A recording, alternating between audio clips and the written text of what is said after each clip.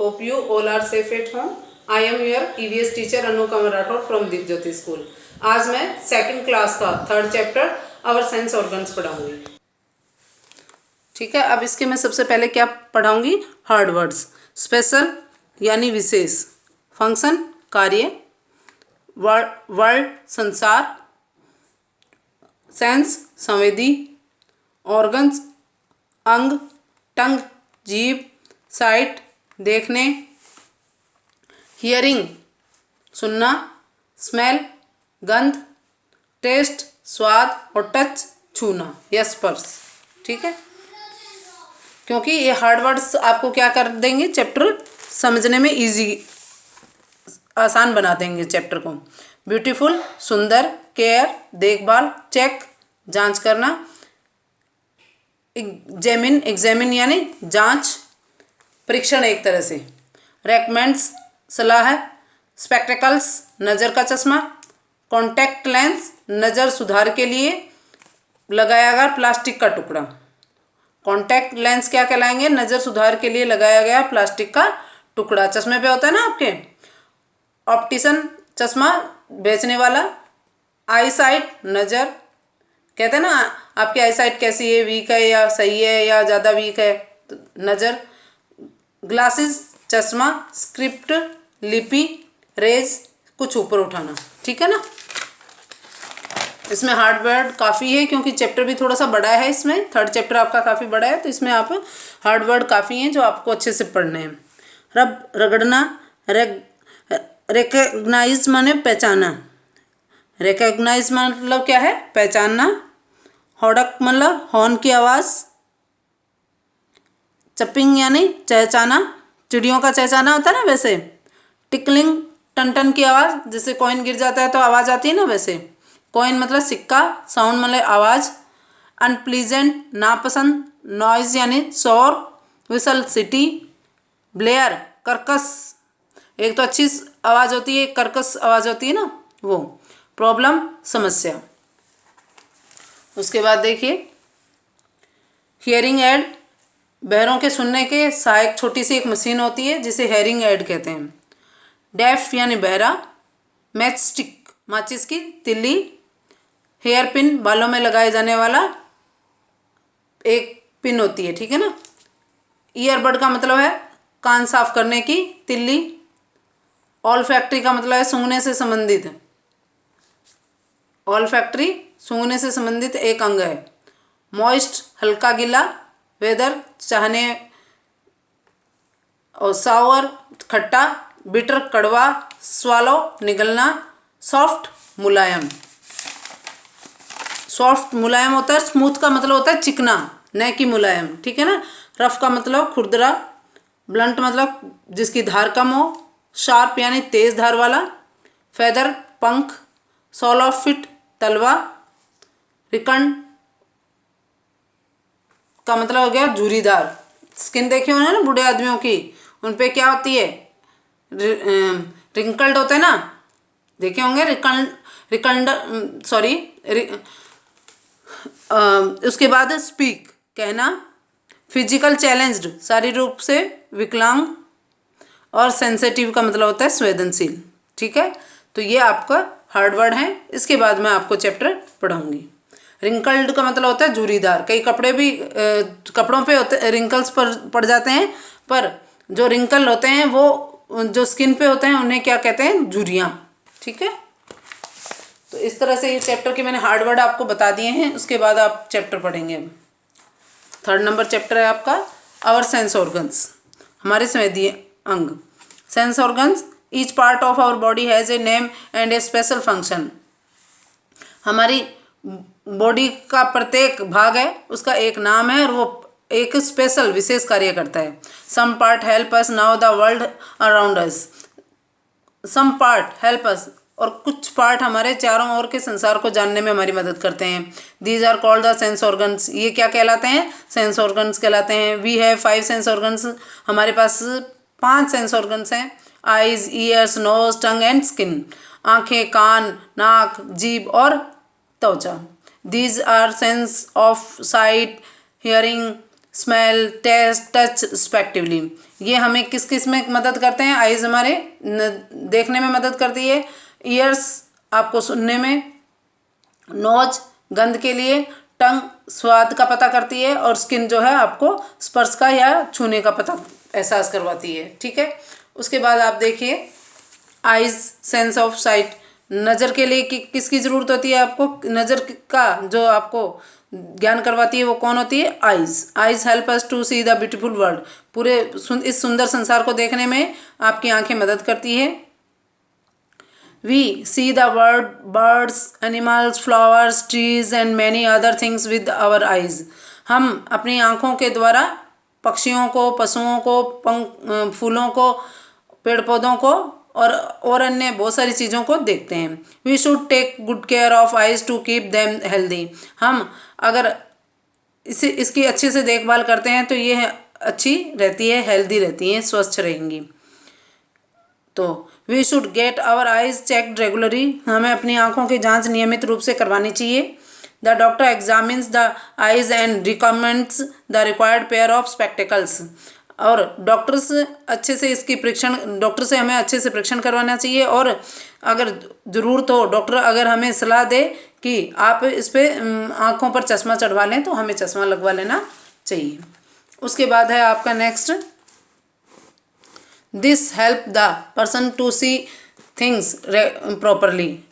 ये आपके किस सभी व्यक्तियों के लिए प्रॉपर देखने के लिए उपयोगी है। Some people also wear contact lenses instead of spectacles. और बहुत सारे लोग क्या करते हैं? कॉन्टैक्ट लेंस जो आपके देखने में मदद करते हैं, प्लास्टिक के नज़र का जो नज़र सुधार के लिए जो प्लास्टिक का लगाया जाता है उसका उपयोग करते हैं। किसमें? चश्मे में। An optician is a person who makes the required spectacles for us. और जो चश्मा बनाने वाला होता है वो उसे क्या कहा जाता है? जो हमारे चश्मे के लिए लेंस बनाता है ना, वो क्या कहलाता है? Optician. Eyesight also become weak with age. Age के अनुसार क्या हो जाती है? हमारी आंखें कमज़ोर आ जाती है। Usually old people need to wear glasses to see properly. और जो बूढ़े आदमी हैं वो ज़्यादातर क्या करते हैं? अच्छे से सही से देखने के लिए ग्लासेस पहनना चालू कर देते हैं। ब्रेल स्क्रिप्ट, ब्रेल लिपि। अब ब्रेल लिपि क्या होती है इसके बारे में जानेंगे हम। ब्रेल स्क्रिप्ट क्या होती है? Blind people can not see at all.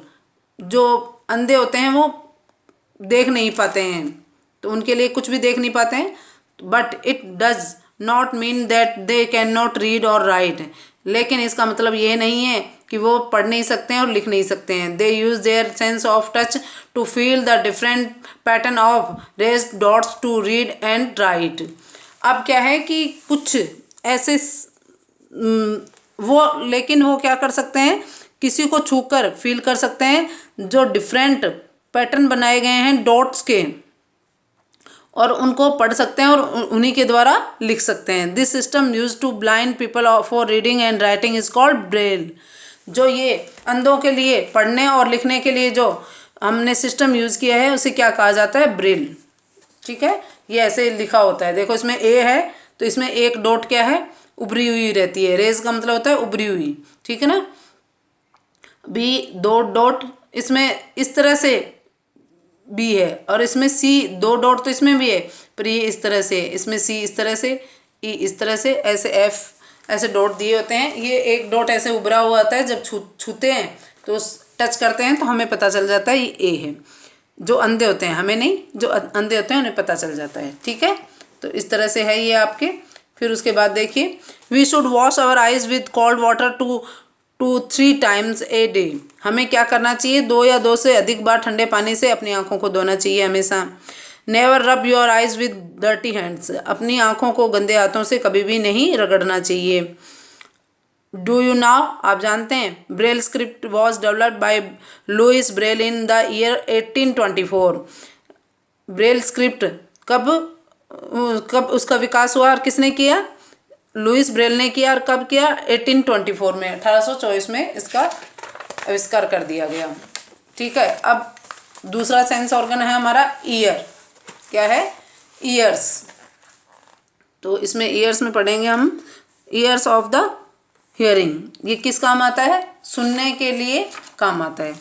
Years help us to hear and recognise the different sound like barking और barking of dogs, honking of horns, chirping of birds, tinkling of coin, etc. The sounds which seem unpleasant to our ears are called noises. Example: loud whistle, blaring loudspeakers, etc. अब देखिए आपके कान सुनने में मदद करते हैं और अलग अलग तरह की आवाज़ों में डिफरेंस करने में मदद करते हैं। जैसे डॉग भौंकता है, कुत्ता भौंकता है, तो उसकी आवाज़ अलग सी होती है, तो आपके कान ही बताते हैं कि ये कुत्ता भौंक रहा है। ठीक है, आवाज़ तो आ रहा है पर अलग आवाज़ों में भी डिफरेंस करने का काम कौन करता है? ईयर्स ही करते हैं। इसके बाद में है हॉर्न बजने की आवाज़, कार का हॉर्न हो, ठीक है, और बर्ड्स के चहचहाने की आवाज़, कॉइन्स के टन टन गिरने की आवाज़। इन सभी आवाज़ों में जो डिफरेंस पता करता है वो कौन करता है? ईयर्स। उसके बाद देखिए कुछ sound, the sounds which seem unpleasant to your ears, जो आवाज़ आपके कानों को अच्छी नहीं लगती है वो क्या कहलाती है? शोर कहलाती है। उसमें से क्या है? जोर से सीटी बजाना, बहुत तेज़ आवाज़ में क्या करना? लाउड स्पीकर बजाना, ये सब क्या कहलाता है? शोर कहलाता है, नॉइज़ कहलाता है। ठीक है, तो इस तरह से क्या हो, शोर शराबा कभी नहीं करना चाहिए। उसमें क्या होता है? आपके कान खराब हो सकते हैं, आप बहरे भी हो सकते हो, आपके दिमाग का संतुलन भी क्या हो जाता है? डगमगा जाता है। तो हमें इस तरह की चीज़ों का ध्यान रखना चाहिए। ब्लेयर मतलब होता है कर्कश आवाज़, ठीक है, बहुत तेज़ आवाज़ और वो भी अच्छी न हो, ठीक है, कर्कश हो। प्रॉब्लम्स इन हियरिंग, सुनने की बहुत सारी परेशानियां हैं। जैसे सुनने में परेशानी, some people have hearing problems by birth, कुछ लोग होते हैं जो शुरू से ही सुनाई नहीं देता है। Some have them due to age, और कुछ लोग होते हैं जो समय के उम्र के हिसाब से उन्हें कम सुनाई देने लग जाता है। Such people may use a hearing aid to hear clearly. लेकिन लोग क्या कर लेते हैं इसके लिए, जब जिन्हें सुनाई कम देता है वो कानों की एक मशीन आती है, ठीक है, हेयरिंग एड, कानों के बहरों के सुनने की सहायक छोटी सी मशीन आती है, उसे लगा लेते हैं जिससे उन्हें आवाज़ साफ सुनाई दे। Some people who can not hear at all are called deaf, लेकिन कुछ लोग होते हैं जिन्हें बिल्कुल भी सुनाई नहीं देता, वो क्या कहलाते हैं? बहरे कहलाते हैं। Hearing aid is of no use to them, लेकिन हेयरिंग एड जो मशीन बनाई गई है बहरों के सुनने के लिए, अगर वो भी उनके काम नहीं आती है, ठीक है। Such people can lip read and also understand sign language. कुछ लोग उनमें से कैसे होते हैं कि वो जो बिल्कुल ही बहरे होते हैं, जिनमें वो हेयरिंग एड मशीन भी काम में नहीं आती है, हेयरिंग एड भी काम में नहीं आती है, बहरों की सुनने की मशीन भी काम में नहीं ले पाते हैं। ऐसे लोग क्या करते हैं? होठों की जो लिप रीडिंग है, होठों के जो लिप्स की जो मूवमेंट है उसको पढ़ते हैं और उसी जो सांकेतिक भाषा को समझते हैं, ठीक है। कुछ ऐसे पीपल भी होते हैं। We should take good care of our ears to keep them healthy. अगर हमें अपने कानों को अच्छा रखना है तो हमें क्या करना चाहिए? उनकी देखभाल करनी चाहिए। Never use a matchstick और hairpin to clean our ears. हमें कभी भी अपने कानों को साफ करने के लिए न तो मैच स्टिक का और न ही हेयर पिन का उपयोग करना चाहिए। Always use a clean earbud to do so. हमें कैसे ईयरबड आती है कान साफ करने की तिल्ली, उसके द्वारा ही हमें क्या करना चाहिए? अपने कानों को साफ करना चाहिए। अब नोज, थर्ड क्या है आपका? Nose, sense of smelling. ये क्या करता है? आपकी स्मेल, आपको गंध का पता कैसे चलेगा कि भाई अच्छी गंध है या परफ्यूम की है या गंदे नाले की है? तो वो किससे पता चलता है? नोज से।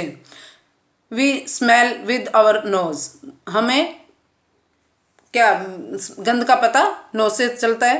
It also help us to breathe. ये हमारे सांस लेने के लिए भी जरूरी है।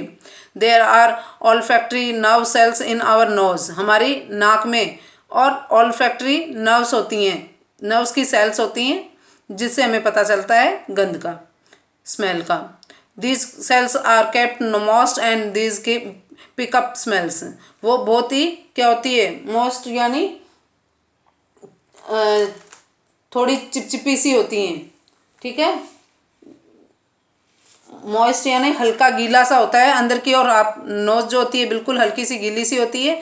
और उस नाक के अंदर ही तो ऑल्फैक्टरी है, नर्व्स हैं, और वो क्या करती हैं, बहुत जल्दी स्मेल को पकड़ लेती हैं। They send messages to brain that tell us whether a smell is pleasant and unpleasant, कि आप जो आपके स्मेल वो क्या करती हैं, जो मैसेज स्मेल को बहुत जल्दी पिकअप कर लेती हैं। उसके बाद वो ब्रेन को मैसेज भेजती है कि कौन सी स्मेल अच्छी है और कौन सी नहीं है, और उसी से आपको क्या पता चलता है कि स्मेल अच्छी है या नहीं है, कैसी है। तो मैं उम्मीद करती हूँ ये सेंस ऑर्गन्स वाला चैप्टर काफ़ी इंटरेस्टिंग भी है, यूज़फुल भी है।